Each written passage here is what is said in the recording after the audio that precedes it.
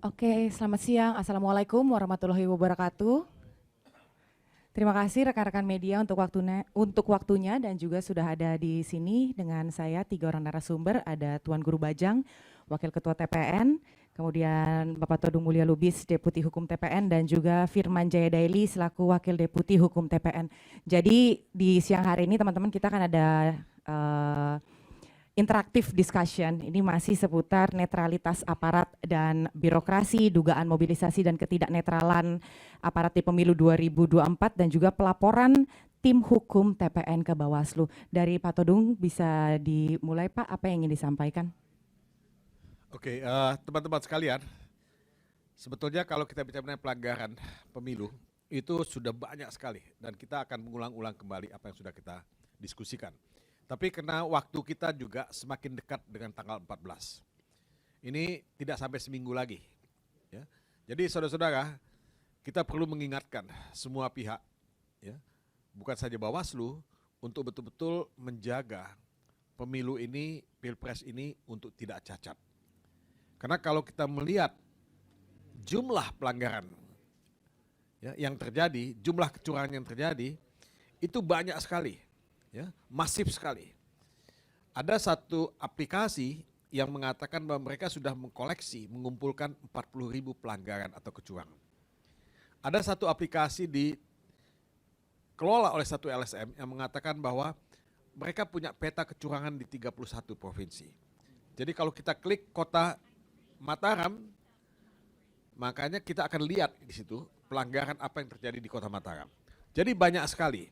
Nah, kami sendiri di TPN itu mengumpulkan data kecurangan itu melalui hotline yang kami punya, ya, dan kemudian melalui media, tentu dari saudara-saudara sekalian, juga dari LSM, Civil Society, kemudian dari partai politik pendukung, dan juga dari Bawaslu.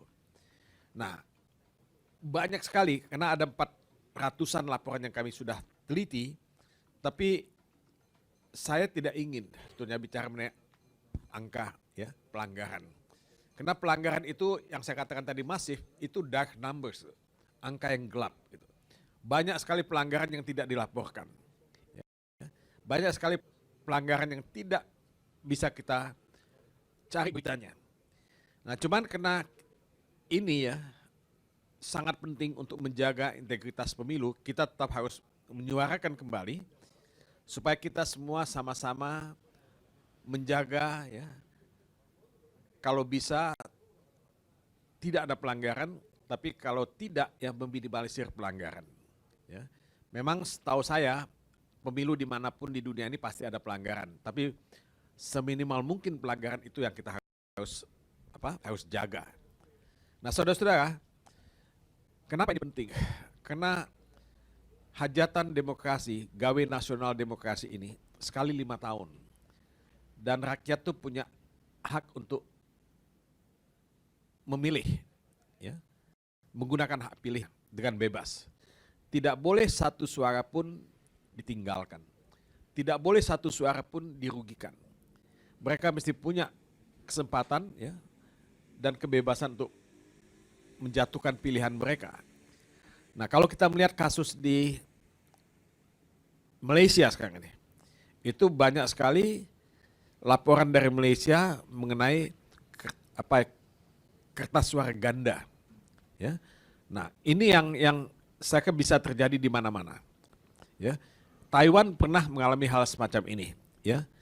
Nah Malaysia itu kita udah tahu bahwa WNI kita banyak sekali. Apakah semuanya terdaftar atau tidak kita belum tahu, tapi yang pasti pengalaman saya sebagai duta besar banyak yang tidak terdaftar di kedutaan. Nah suara mereka ini apakah akan dimanipulasi atau tidak, ya, akan diambil atau tidak. Nah saya mengatakan ini karena akibat masifnya pelanggaran yang terjadi di banyak tempat, apakah itu politisasi bansos, intervensi kekuasaan, kriminalisasi terhadap mereka-mereka yang kritis terhadap kekuasaan seperti Butet, seperti Aiman.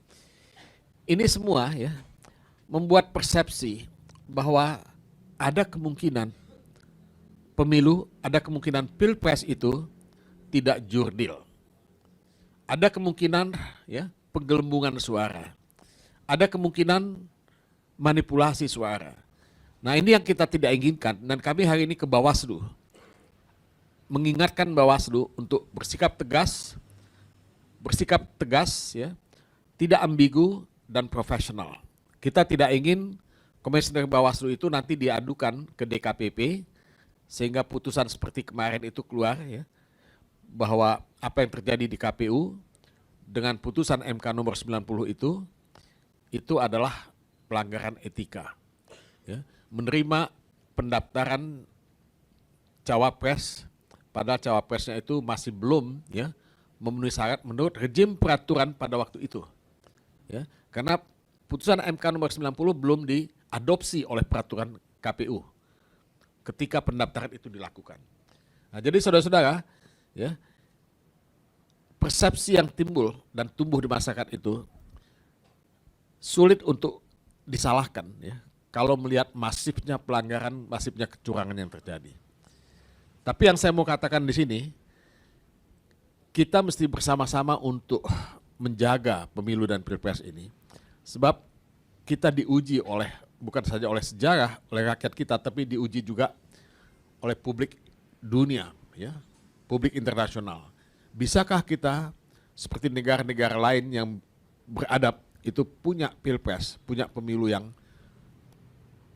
play by the rule, gitu, play by the ethics, ya, sesuai dengan hukum, sesuai dengan etika. Nah kalau kita lulus dalam ujian ini, kita akan bisa dengan leluasa, dengan aman ya, melangkah menuju Indonesia emas. Nah, pemilu atau pilpres tidak semata-mata soal output ya, hasil akhir. Tidak semata-mata soal perolehan suara dan perbedaan perolehan suara, bukan itu. Pemilu dan pilpres itu juga menyangkut proses. Proses itu sama pentingnya dengan pencoblosan dengan hasil akhir. Ya. Kalau misalnya pemilu itu dilahirkan dari satu proses yang cacat, dari satu nepotisme, dari satu abuse of power, apakah hasilnya itu legitimate atau tidak? Nah ini pertanyaannya gitu. Makanya pelanggaran dan kecurangan yang masif sekarang ini patut kita waspadai supaya dia tidak membuat pemilu itu cacat, tidak membuat pemilu itu menjadi ya liability buat kita. Ya. Nah ini yang menjadi concern kami dan ini yang kami laporkan kepada pihak Bawaslu, dan Bawaslu juga punya komitmen yang sama untuk menjaga pilpres dan pemilu ini agar memiliki integritas gitu.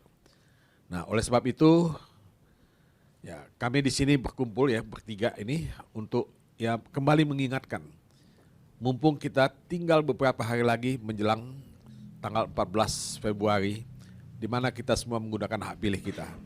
Mudah-mudahan teman-teman media bisa membantu untuk ikut menjaga iklim pilpres dan iklim pemilu yang lebih kondusif. Terima kasih. Ya, silakan Tuan Guru, kalau ada yang ingin disampaikan, mengingat pemilu kita tinggal 8 hari lagi. Terima kasih. Assalamualaikum warahmatullahi wabarakatuh.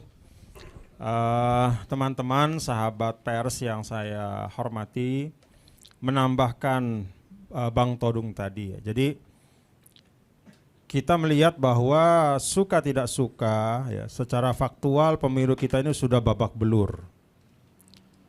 Kalau orang lagi main tinju ini sudah dapat double jab atau double uppercut. Uppercut pertama itu adalah keputusan MK ya, memberhentikan ketua MK karena pelanggaran etika berat.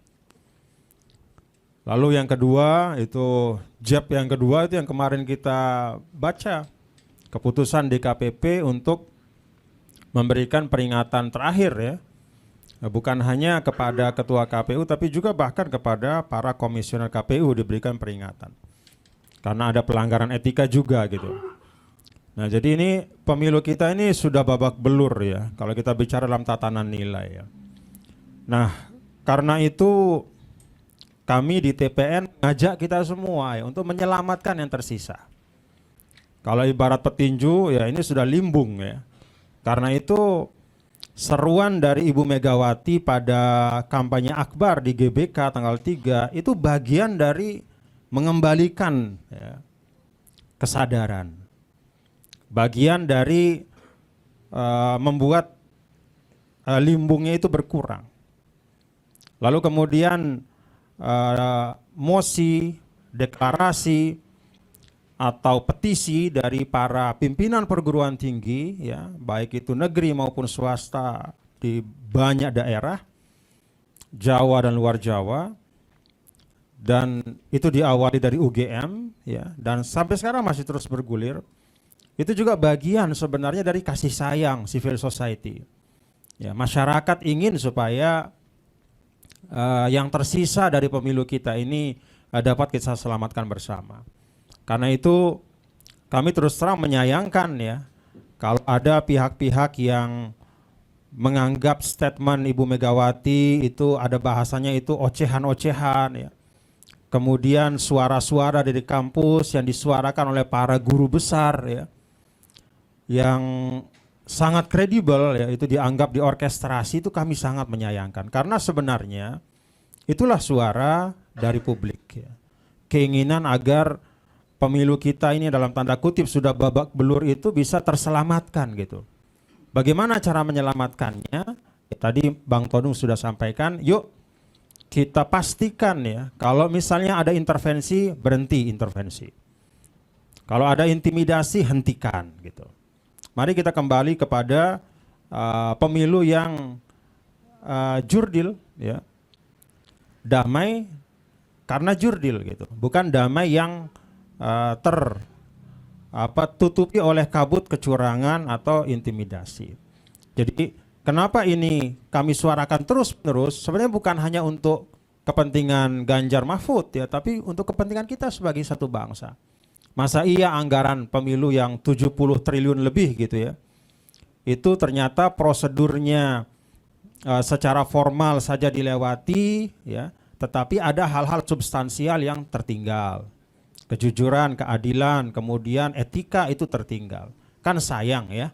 Karena itu bagian dari kita mencintai Indonesia, menurut saya kita terus suarakan, dan Ganjar Mahfud, TPN Ganjar Mahfud akan terus menyuarakan ini. Supaya yang tersisa dari pemilu kita, ya, itu bisa terselamatkan, ya. Hasilnya pun akan kredibel. Khususnya dalam 4 hari terakhir kampanye dan juga pada 3 hari masa tenang. Itu saja tambahan dari saya. Makasih. Assalamualaikum warahmatullahi wabarakatuh. Baik, silakan.